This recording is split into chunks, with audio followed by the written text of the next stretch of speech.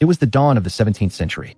The night sky shimmered with mystery. The moon, the stars, the wandering planets, all believed to move in divine harmony around the earth, just as the ancients and the church had long taught. But in a quiet workshop in Padua, a man lifted a handmade tube of glass and metal to the heavens and saw something no human being had ever seen before. Craters on the moon, moons orbiting Jupiter, Venus waxing and waning like our own moon. What Galileo Galilei witnessed shattered the illusion of a perfect, earth-centered cosmos, and with it, the authority of centuries. But his discoveries would do more than challenge the sky. They would challenge power, dogma, and the very nature of truth. This is the story of a rebel with a telescope, the father of modern science, who dared to ask the universe, what if everything we believe is wrong? Galileo Galilei was born on February 15, 1564, in the city of Pisa, Italy, the same year that Michelangelo died and Shakespeare was born. The world was changing, and so would he. His father, Vincenzo Galilei, was a musician and a thinker, skeptical of established authority, a trait his son would inherit. The young Galileo was expected to study medicine, the noble path. But it wasn't anatomy that stirred him, it was mathematics.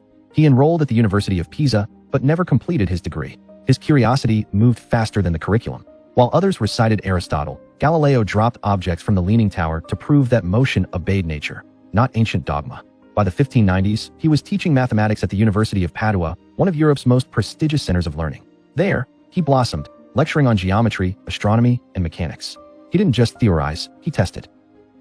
Using inclined planes, water clocks, and pendulums, Galileo laid the foundation for a radical new approach to understanding the universe. Experiment, observe, repeat. The scientific method, in its earliest form, was coming alive, and the stars were waiting. In 1609, news swept across Europe. A Dutchman had invented a spyglass that made distant objects appear closer. Galileo seized the idea, improved the design, and pointed it toward the sky. What he saw would ignite a revolution. Through his homemade telescope, 20 times magnification, he discovered that the moon was not smooth or heavenly perfect. It was jagged, cratered like Earth. Then came Jupiter, and to Galileo's astonishment, he saw 4 small stars dancing around the giant planet. He tracked them night after night. They moved. They orbited Jupiter, not Earth. The old geocentric model began to crumble. In 1610, he published his findings in a short but explosive treatise, Sidereus Nuncius, or Starry Messenger. It captivated Europe. For the first time in history, humanity had evidence that Earth might not be the center of the universe. Next, he turned his telescope to Venus. He observed it going through phases, just like the moon. This only made sense if Venus orbited the sun, not Earth. It was a direct blow to the Ptolemaic model and a triumphant vindication of Copernicus. Galileo's discoveries did not just expand the cosmos. They shattered humanity's special place in it. Earth was not the center. The heavens were not unchanging. And knowledge could now come from glass and reason, not just scripture. But in challenging the skies, Galileo had unknowingly set his sights on something far more dangerous, the authority of the church. Galileo's discoveries reverberated far beyond astronomy. They shook the very pillars of authority, most notably, the Catholic Church. In 1616, Galileo formally endorsed the heliocentric model, the sun at the center, Earth in motion. But this was more than a scientific stance, it was a theological challenge. Scripture, interpreted literally, placed Earth at the center of God's creation. The church responded with caution and control. Heliocentrism was declared formally heretical, and Galileo was warned not to teach or defend it. He obeyed, outwardly. But Galileo was not one to remain silent for long. In 1623, a new pope ascended, Urban VIII. A former admirer of Galileo, he appeared open to dialogue. Sensing opportunity, Galileo wrote his most daring work, Dialogue Concerning the Two Chief World Systems. Framed as a conversation between 3 men, one favoring Copernicus, one Aristotle, and one neutral, the book cleverly skewered the geocentric model. But there was a catch. The Pope recognized himself in the character Simplicio, who delivered the weakest arguments. Galileo had gone too far. In 1633, he was summoned to Rome and tried by the Inquisition. Charged with heresy, he was interrogated under threat of torture. Despite his scientific certainty, Galileo was forced to recant.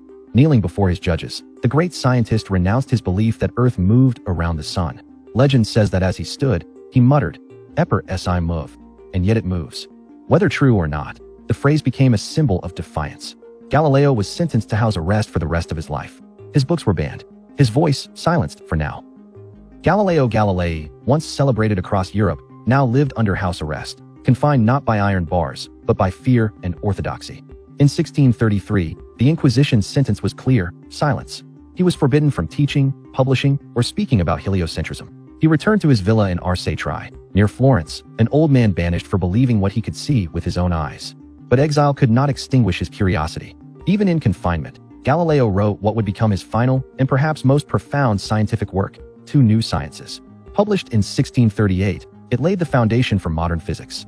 In it, Galileo tackled two key fields, the strength of materials and the motion of objects.